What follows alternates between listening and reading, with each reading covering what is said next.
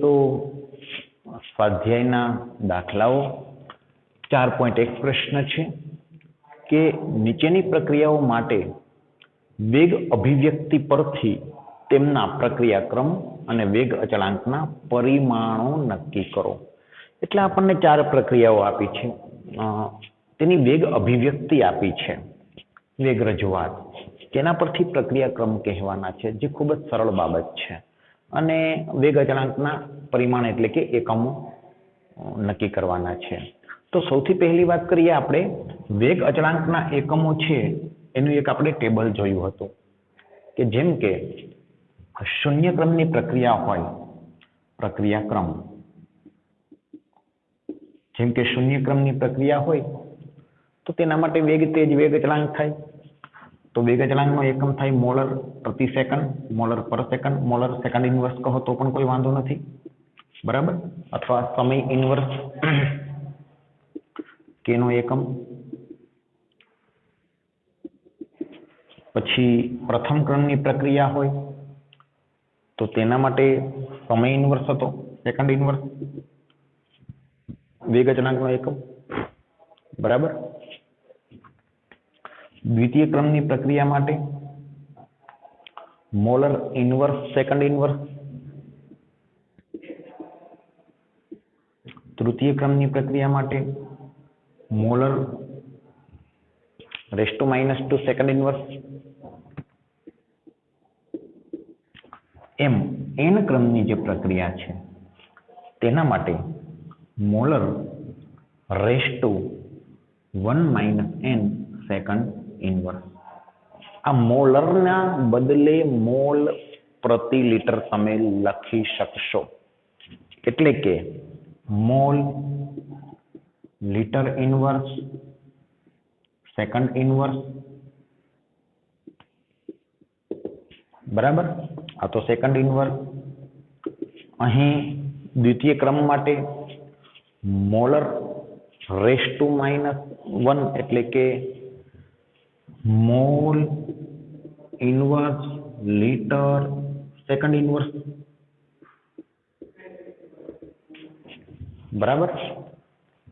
Molar raise to -2 तो mole raise to -2 litre square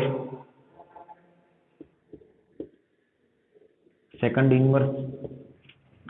एवी रीते n क्रमनी प्रक्रिया होय तो मोल नी 1 - n घात लीटर नी n - 1 घात थशे, कारण के मोल प्रति लीटर होय तो छेद में लीटर नी 1 - n घात एटले अंश में n - 1 घात सेकंड इनवर्स।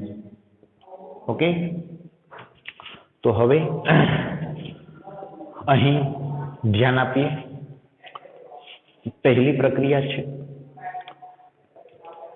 ते प्रक्रिया अस्पष्ट है, आम तो बेलेंस पण नथी करेली, परंतु आपणे कोई बेलेंस की जरूर नहीं। तेना वेग अभिव्यक्ति आपी है वेग बराबर के प्रक्रियकनी सांद्रता जे छे तेनी 2 घात है। तो प्रक्रियानो क्रम 2 थाय। आपने प्रक्रिया क्रम नक्की करवानुं कीधुं छे, प्रक्रिया क्रम थशे 2 अने वेग अचलांक के नो एकम। द्वितीय क्रमनी प्रक्रिया माटे वेग अचलांकनो एकम छे mole inverse litre second inverse, बरोबर। Mole inverse litre second inverse आ द्वितीय क्रमनी प्रक्रियानो वेग अचलांकनो एकम छे।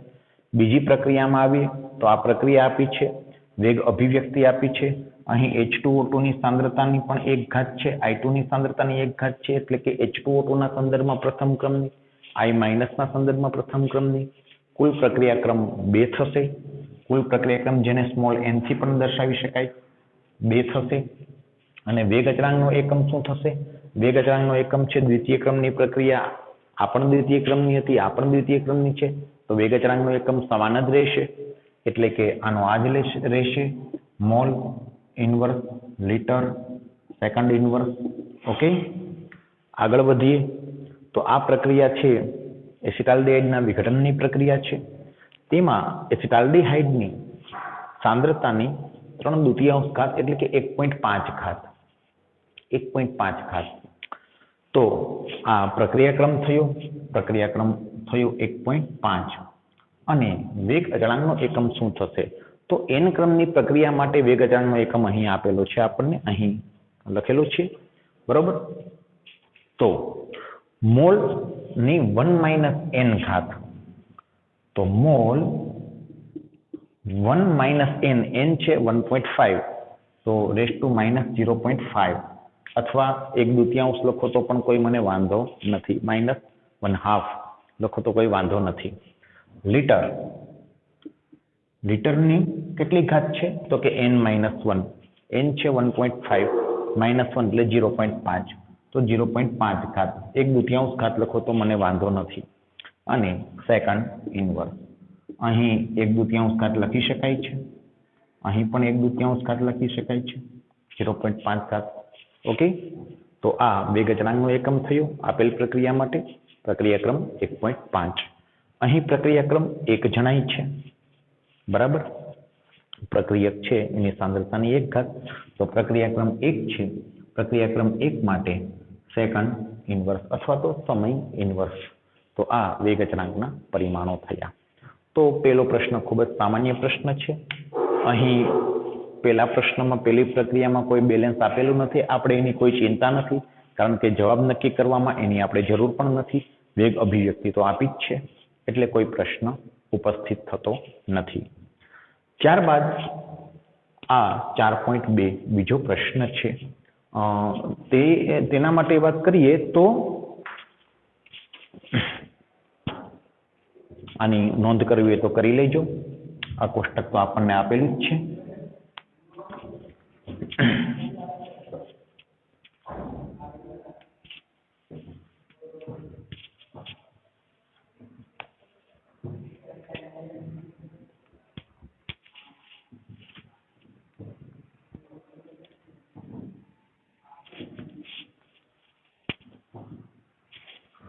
ચાર 4.2 પ્રશ્ન તે જોઈએ આપણે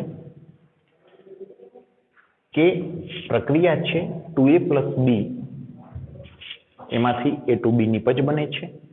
વેગ અભિવ્યક્તિ આપી છે, વેગ બરાબર કે પ્રક્રિયક a ની સાંદ્રતા અને b ની સાંદ્રતા નો વર્ગ છે, એટલે કે પ્રક્રિયક a ના સંદર્ભમાં પ્રથમ ક્રમની પ્રક્રિયા છે, b ના સંદર્ભમાં દ્વિતીય ક્રમની પ્રક્રિયા છે.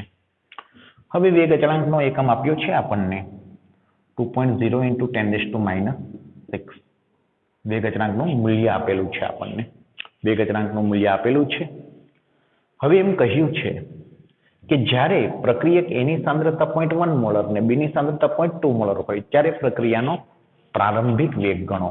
તો કશું જ નથી કરવાનું, આ વેગ અચળાંકનું મૂલ્ય છે.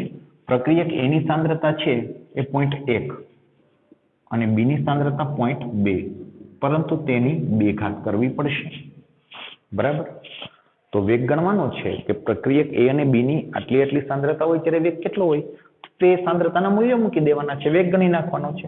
વેગ અચળાંકનું મૂલ્ય આ મૂક્યું આપણે રકમમાંથી, તો 2.0 × 10⁻⁶, અને આ 0.1 ઇન્ટુ આનો વર્ગ 0.04 થશે. તો 4 દુ 8 અને 10⁻⁹ મોલર પર સેકન્ડ, મોલર પર સેકન્ડ. તો આ પ્રારંભિક વેગ થયો જે આપણને પૂછ્યું છે. પ્રક્રિયાનો પ્રારંભિક વેગ ગણો કે જ્યારે a અને b ની સાંદ્રતા આટલી હોય, આ એની પ્રારંભિક સાંદ્રતા છે a અને b ની, અને આ પ્રારંભિક વેગ આપણે ગણ્યો છે. હવે એમ કીધું છે કે a ની સાંદ્રતા ઘટીને 0.06 મોલર થાય પછી વેગ ગણો. તો ખૂબ જ સ્પષ્ટ બાબત છે કે પ્રક્રિયા આપણને જે આપી છે કે પ્રારંભિક સાંદ્રતા તો આ હતી 0.1 મોલર, આની 0.2 મોલર. ઓકે, આ પ્રારંભિક સાંદ્રતા હતી અને એ વખતે વેગ એટલો હતો, આટલા મોલર પર સેકન્ડ પ્રક્રિયાનો વેગ. પરંતુ આપણને હવે એવું પૂછ્યું છે કે એની સાંદ્રતા ઘટી 0.04 મોલર થાય, એટલે એની સાંદ્રતા 0.04 મોલર બાકી રહે. તો એની સાંદ્રતામાં કેટલો ઘટાડો થાય, તો કે એની સાંદ્રતા ઘટીને 0.006 મોલર થાય. એટલે કે એની સાંદ્રતા છે એ જે 0.1 મોલર છે તેનાથી ઘટી 0.06 મોલર થાય. હવે 0.06 મોલર થાય એટલે 0.04 મોલરનો ઘટાડો થાય. 0.1 - 0.04 તો બાકી કેટલી રહેશે? 0.06. આ સ્થિતિની વાત છે કે એની સાંદ્રતા ઘટીને 0.06 મોલર થાય એટલે 0.04 મોલરનો ઘટાડો થાય. ત્યારે કેટલો વેગ હોય? તો સ્પષ્ટ છે કે એની સાંદ્રતા જે આટલી છે તેમાંથી 0.04 મોલરનો ઘટાડો થાય તો આટલી વધે. બરાબર ને? તો આટલી વધે. તો બીની સાંદ્રતામાં કેટલો ઘટાડો થાય? તો જે આટલી હતી ખરેખર 0.2 મોલર, તો તત્વયોગમિતિ ગુણાંક કેમ કે એની સાંદ્રતા કરતા બીની સાંદ્રતામાં ઘટાડો અડધો થાય, કારણ કે 2 મોલ એ 1 મોલ બી વપરાય છે. તો એની સાંદ્રતામાં 0.02 મોલરનો ઘટાડો છે, તો બીની સાંદ્રતામાં 0.04 મોલરનો ઘટાડો છે, તો બીની સાંદ્રતામાં 0.02 મોલરનો ઘટાડો થશે. આના 2 આના 1 મોલ વપરાય, તો એની સાંદ્રતામાં 0.04 મોલરનો જો ઘટાડો થાય તો બીની સાંદ્રતામાં તેના કરતા અડધો ઘટાડો થાય, 0.02 મોલરનો. તો પછી બીની સાંદ્રતા કેટલી બાકી રહે? તો કે 0.18 મોલર. આ ખૂબ અગત્યની બાબત છે. ફરીવાર વાત કરી દઉં કે એ અને બીની મૂળભૂત સાંદ્રતાઓ આ હતી, શરૂઆતની સાંદ્રતાઓ. હવે આપણને એમ કીધું છે કે એની સાંદ્રતા ઘટીને 0.06 મોલર થાય. એટલે એની સાંદ્રતા 0.06 મોલર ક્યારે થાય? તો કે એની સાંદ્રતામાં 0.04 મોલરનો ઘટાડો થાય તો. એટલે મેં લખ્યું છે 0.1 - 0.04 = 0.06. એટલે એની સાંદ્રતામાં 0.04 મોલરનો ઘટાડો છે. પ્રક્રિયા કહે છે કે 2 મોલ એ દીઠ 1 મોલ બી વપરાય. તો એની સાંદ્રતામાં જો 0.04 મોલરનો ઘટાડો થતો હોય તો બીની સાંદ્રતામાં 0.02 મોલરનો ઘટાડો થાય. તો બીની સાંદ્રતા કેટલી બાકી રહે? 0.2 - 0.02 0.18. ઓકે, તો આ એની સાંદ્રતા થઈ, આ બીની સાંદ્રતા થઈ કે જ્યારે આપણે વેગ શોધવાનો થાય છે હવે કે એની સાંદ્રતા ઘટીને 0.06 મોલર થાય, તો એની સાંદ્રતા ઘટીને 0.06 મોલર થશે તો બીની સાંદ્રતા પણ ઘટીને 0.18 મોલર થશે. તે ગણતરી કરવી પડે. તો હવે આ વખતે વેગ કેટલો હશે? હવે આટલી સાંદ્રતાઓ રહી હોય આ પ્રક્રિયકોની, ત્યારે વેગ કેટલો? તો કંઈ નહીં, વેગ બરાબર કે એની સાંદ્રતા અને બીની સાંદ્રતાનો વર્ગ કરવાનો છે. કે વેગ અચળાંક તો એટલો રહે, સાંદ્રતા બદલી જાય, ક્યાંય વેગ અચળાંક ના બદલે. વેગ અચળાંક બદલે પણ ક્યારે? તાપમાન બદલે તો. બાકી સાંદ્રતા બદલાતા વેગ અચળાંક ના બદલે. બરાબર?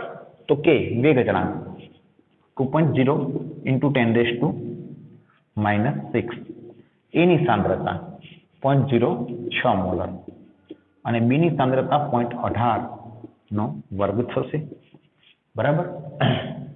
હવે 2.0 × 10⁻⁻6 0.06 અને 0.18 નો જે વર્ગ છે એ થશે 0.0324 18 નો વર્ગ.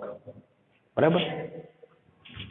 હવે આ બધાનો ગુણાકાર કરતા મૂલ્ય આવે છે 3.88, આમ તો આશરે 89 × 10⁻⁹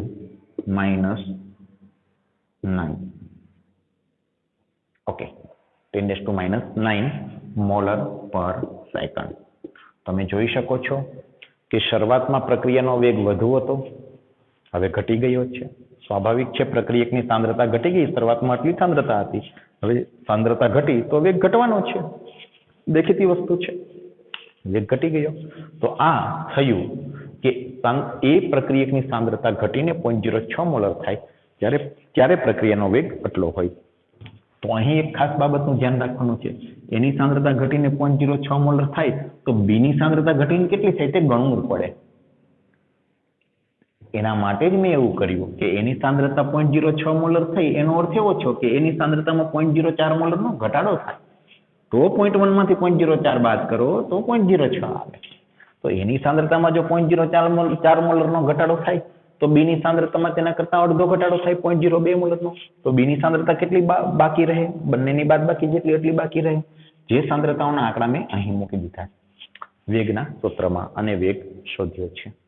તો આ વેગ થયો એ અને બીની આટલી સાંદ્રતાઓ રહે જ્યારે કેટલો વેગ હોય તે વેગ આટલો થાય. ઓકે,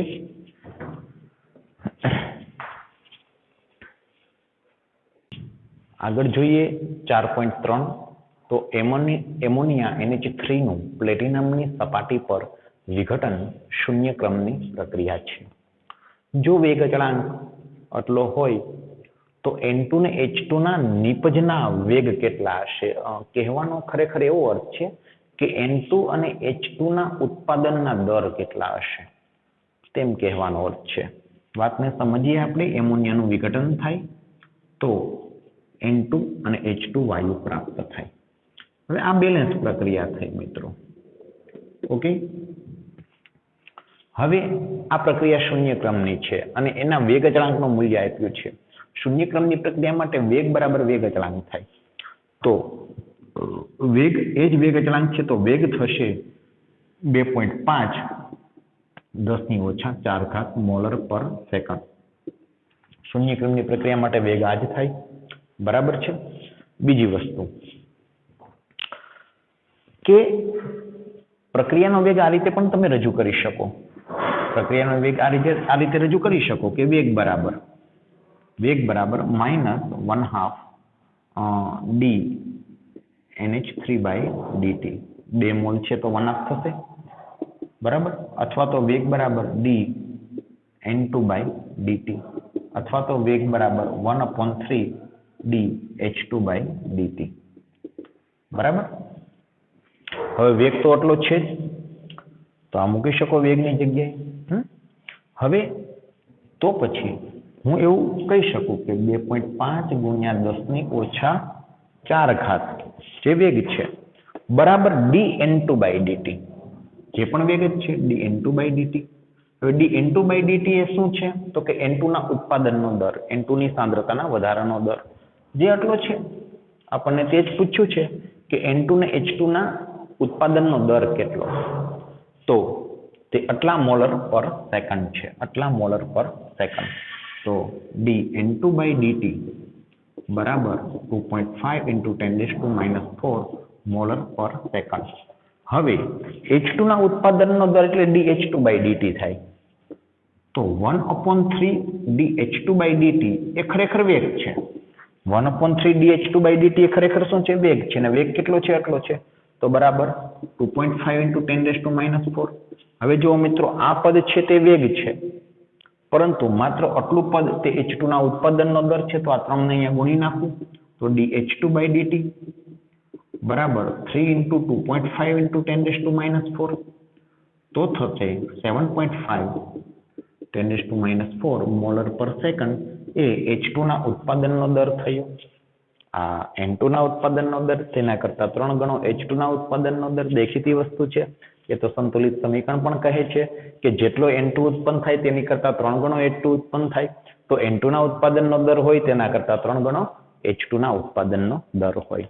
ઇન શોર્ટ મિત્રો, વેગ રજૂઆતમાં જુઓ, આ આખું પદ છે ને એ વેગ છે, પરંતુ માત્ર આટલું પદ છે ને એ એમોનિયાના વપરાશનો દર સૂચવે છે.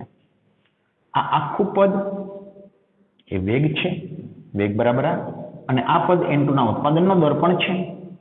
અહીં આ આખું પદ તે પ્રક્રિયા વેગ છે, પણ આટલું પદ જે છે તે H2 ના ઉત્પાદનનો દર છે. બરાબર. તો તે આપણે શોધ્યો છે આટલું પદ H2 ના ઉત્પાદનનો દર. એના માટે 3 ને સામે ગુણવા પડ્યા તો જ મળશે. ઓકે, તો આ થયો N2 અને H2 ના ઉત્પાદનનો દર. ઓકે,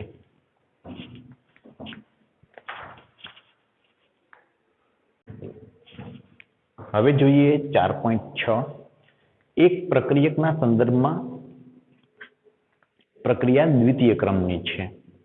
પ્રક્રિયાનો વેગ કેવી રીતે અસર પામશે જો પ્રક્રિયકની સાંદ્રતા બમણી કરવામાં આવે, અડધી કરવામાં આવે. એટલે બે કિસ્સામાં કે જો પ્રક્રિયકની સાંદ્રતા તમે બમણી કરો અથવા તો પ્રક્રિયકની સાંદ્રતા અડધી કરો તો પ્રક્રિયાના વેગ ઉપર શું અસર થશે. તો બહુ દેખીતી વસ્તુ છે કે કોઈ એક પ્રક્રિયા છે, પ્રક્રિયકમાંથી નિપજ બને છે. બરાબર. હવે આ પ્રક્રિયા દ્વિતીય ક્રમની છે, તો વેગ બરાબર વેગ અચળાંક પ્રક્રિયકની સાંદ્રતાની 2 ઘાત થાય. દેખીતી વાત છે. હવે આમ તો સ્પષ્ટ છે કે પ્રક્રિયકની સાંદ્રતા બમણી કરો ને તો વેગ 4 ગણો થાય.